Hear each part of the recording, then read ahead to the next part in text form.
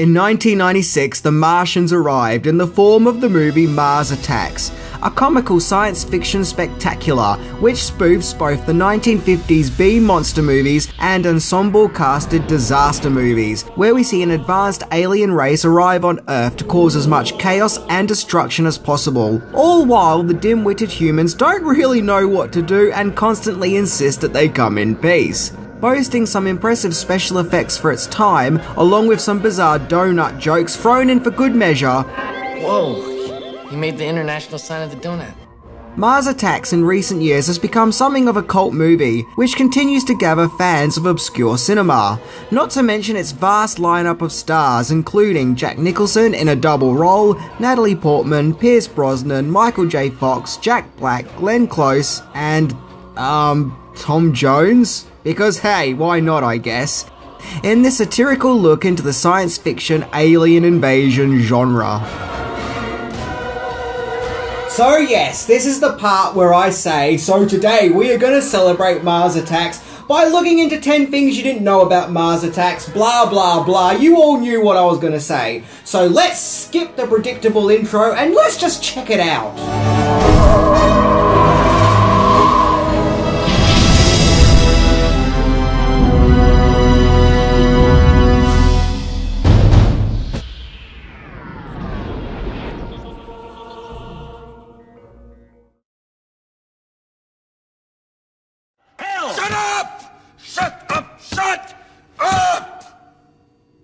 Number 10, Mars Attacks started off as trading cards.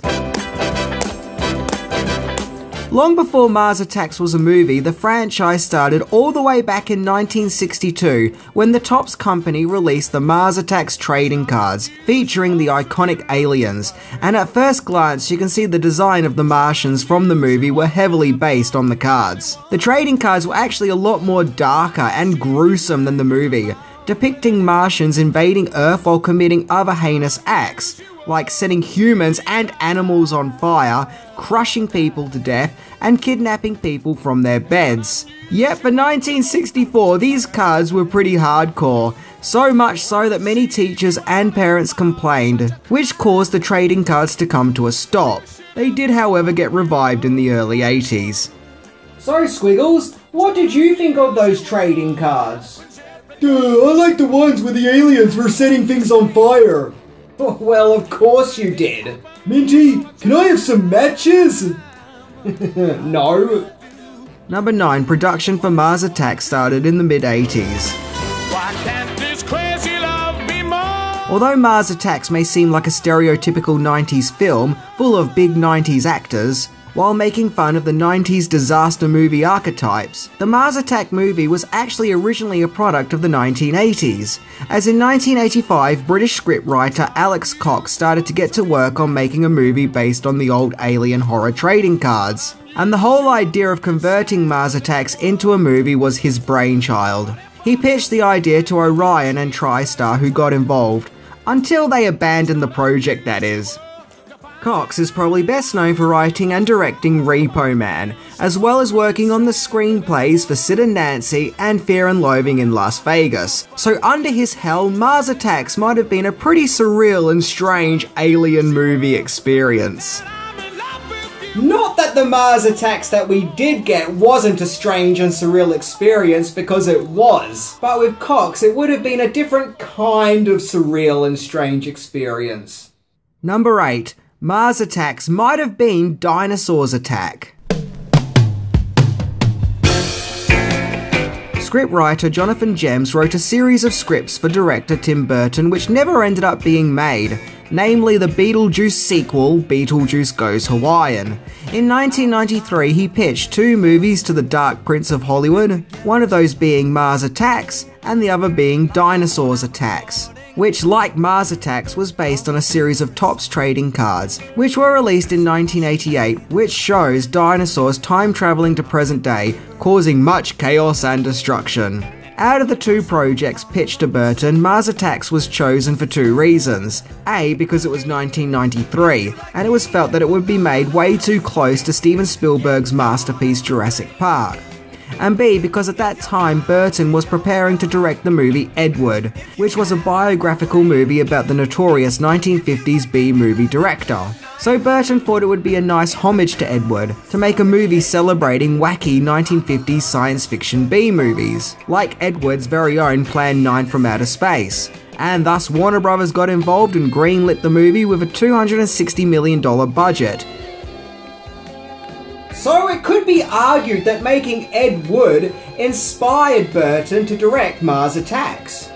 Number 7. The Martians were originally going to have subtitles. One of the most memorable aspects of the movie was the Martians and the sharp quack-like alien scream they make when they speak their dialect. It adds ambiguity and leaves the viewer putting two and two together with what they are actually saying, thanks to their mannerisms and scenarios, which actually adds a comedic touch to the pesky aliens. However, Warner Brothers originally weren't sold on the idea and felt that the aliens' quack scream should come with subtitles, as not to get the viewers lost in confusion. However, Tim Burton was against the idea of providing the aliens with subtitles, so thus the idea was scrapped.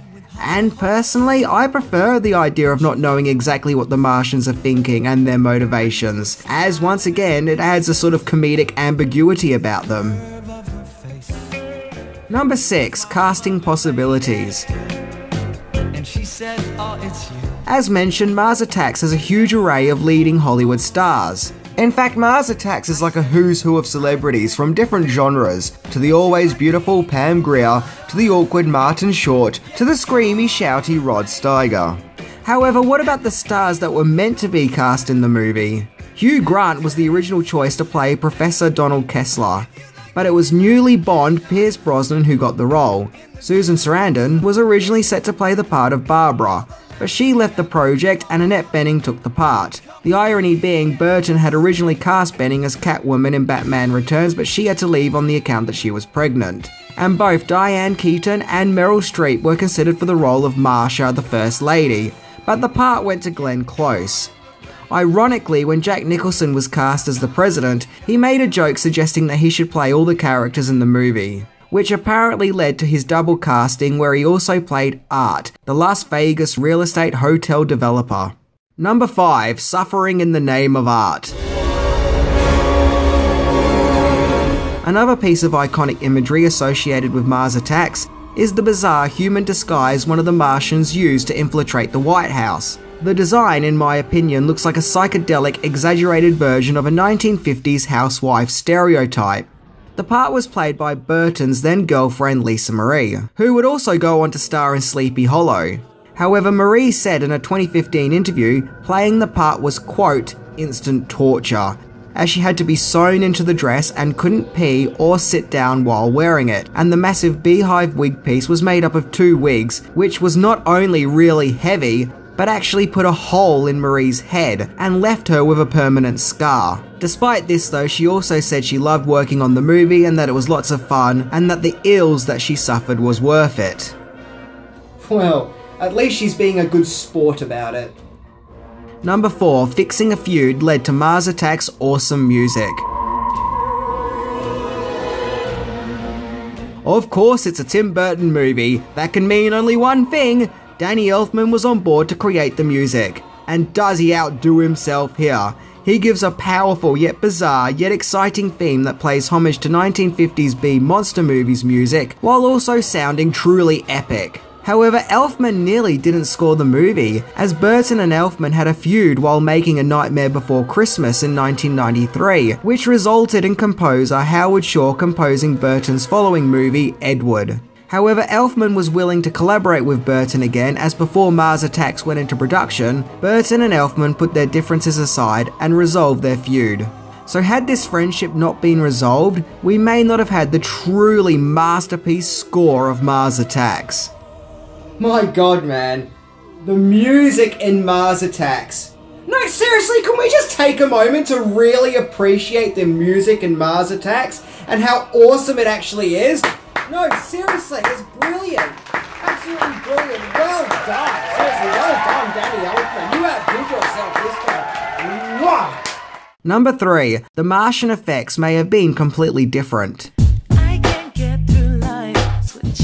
It was originally Tim Burton's idea for the Martians in Mars Attacks to be created via stop-motion animation, as he felt using the old-school technique would be a nice tribute to Ray Harryhausen, who made a lot of stop-motion effects in old monster movies, keeping up with Mars Attacks' tone of being a comical homage to 1950s B-movies. Burton wanted the effects to purposely look fake and like they didn't belong in the 90s, as part of the gag as to just how ridiculous Mars Attacks is. Burton contacted Henry Selick, who helped create the stop-motion effects for A Nightmare Before Christmas, but he turned Mars Attacks down as at the time he was working on James and the Giant Peach. However, Mars Attacks producer Larry J. Franco wanted Mars Attacks to be a special effects extravaganza and utilise top effects for the time, rather than going for obvious cheap ones. 1 year before Mars Attacks, Franco was the producer of the movie Jumanji, which used the special effects wizard company Industrial Light and Magic, and he was impressed with their contribution and asked them to create a special effects test of what their effects for Mars Attacks would look like.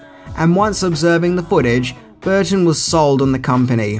The 90s was something of a milestone for Industrial Light and Magic, as earlier in the decade they wowed audiences providing effects for Terminator 2 Judgment Day and Jurassic Park.